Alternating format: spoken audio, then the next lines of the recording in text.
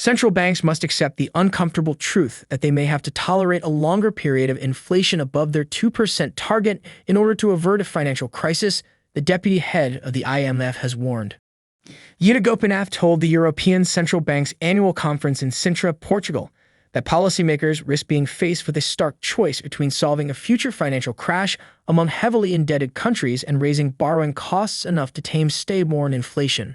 The high debt levels of many European governments leave them vulnerable to another financial crisis, said Gopinath, who was last year promoted from being the IMF's chief economist to become its deputy managing director. We are getting into a period where we have to recognize that inflation is taking too long to get down to target.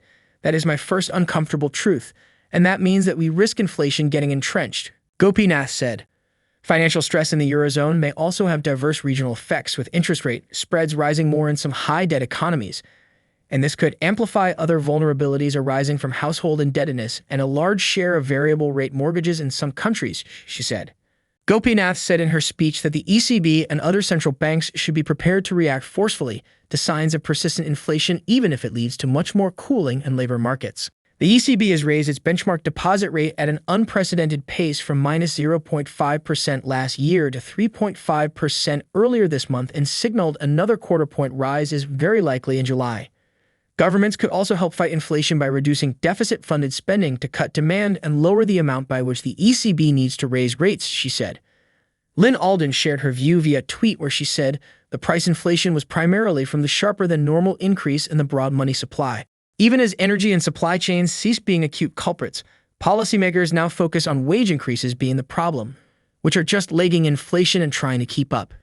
She further argued that if the issue had been energy, supply chains, Putin, or any other issue, we'd see prices return to their level prior to the event.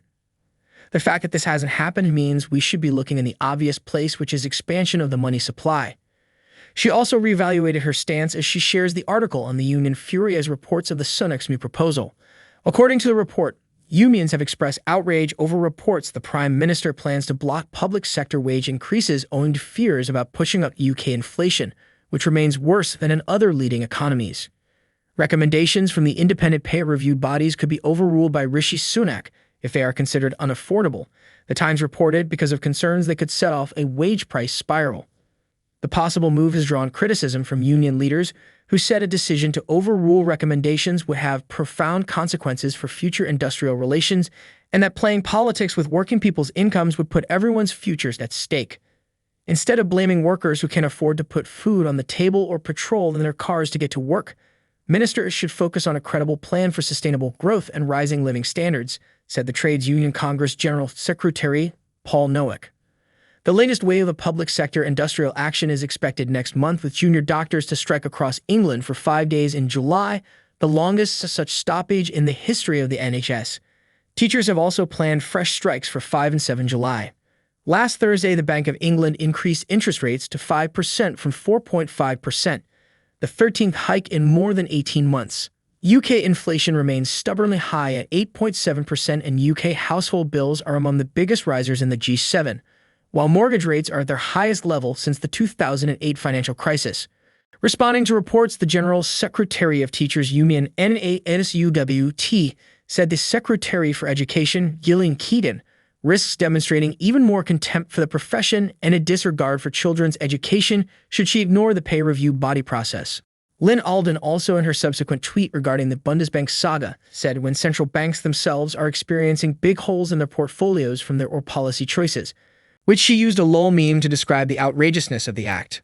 Germany's Federal Audit Office has warned the Bundesbank may need a bailout to cover losses arising from the European Central Bank's bond-buying scheme, potentially throwing a spanner in the ECB's plans to carry out similar programs in the future.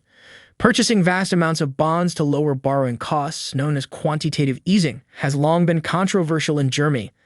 The Bundesbank argued against it in 2015, when the Eurozone's central bank launched its bond buying, but it was outvoted at the ECB. The Audit Office's criticisms are likely to make a repeat of the policy more difficult, especially as some economists blame QE for stoking the recent wave of inflation. The Bundesbank announced in March that it had suffered a €1 billion hit from its bond holdings as it grappled with the impact of higher interest rates.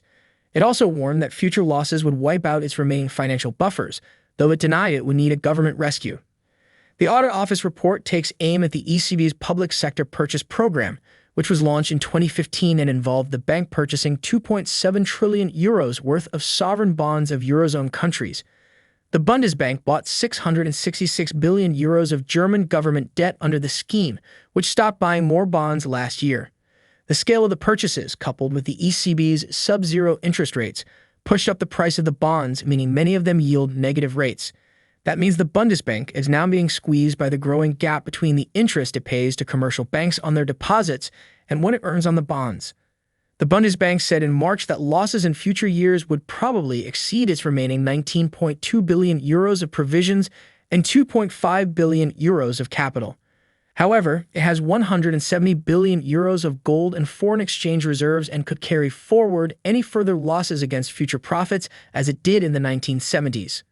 A Bundesbank spokesperson said its balance sheet was sound even in the event of a loss carry forward because it had a considerable amount of net equity. But Germany's public finances will still be hit by the losses as the bank has stopped paying dividends to the government, depriving Berlin of an income stream amounting to 22 billion euros in the past decade. The bank said dividends were not expected to resume for an extended period of time. In a statement, the German Finance Ministry said it had a different assessment to the Bundesrechnungshof of the risks to the budget arising from the Bundesbank's actions. The government believed it was highly unlikely that losses from the Bundesbank's monetary policy operations would put a strain on the federal budget, the ministry said. In 2020, Germany's Constitutional Court shocked European capitals by ruling that the German authorities and the EU's top judges had failed to properly scrutinize the PSPP in a move that threw the policy into doubt.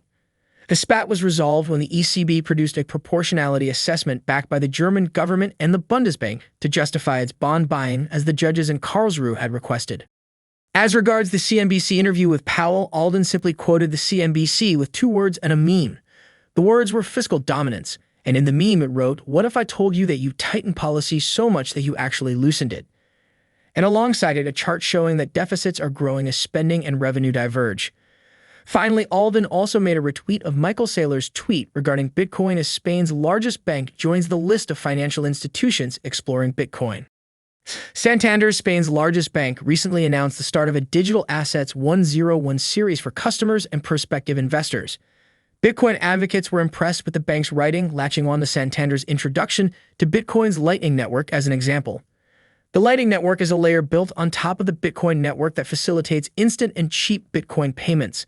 The Santander report estimates that the Lightning Network can facilitate over 1 million transactions per second, compared to 20,000 per second for traditional card payment networks like Visa. Amboss CEO Jess Schroeder cited McDonald's and Starbucks SBUX 0.1% as well-known companies who have adopted Lightning, but said they did so in response to El Salvador's Bitcoin legal tender law. MicroStrategy's executive chairman and former CEO Michael Saylor led the charge to use Bitcoin as MicroStrategy's primary treasury reserve asset. MicroStrategy has since announced its intent to launch enterprise lighting infrastructure and solutions in 2023. The Lightning Network is a promising technology that could help to address some of the challenges facing Bitcoin, such as scalability and efficiency. It has the potential to make Bitcoin more accessible to a wider range of users and make Bitcoin more suitable for use in micropayments. As the Lightning Network continues to develop, it is likely to become a more widely used and accepted way to make payments. It's been quite a month for Bitcoin with the multiple EFT applications, positive price action, and Santander's newfound interest. This shifting sentiment towards Bitcoin may be an indication of increased institutional demand, a sign that tides are once again turning in the tumultuous market that is Bitcoin. We hope you enjoyed this video. Don't hesitate to give us a like, subscribe, and turn on notifications. Thanks for watching.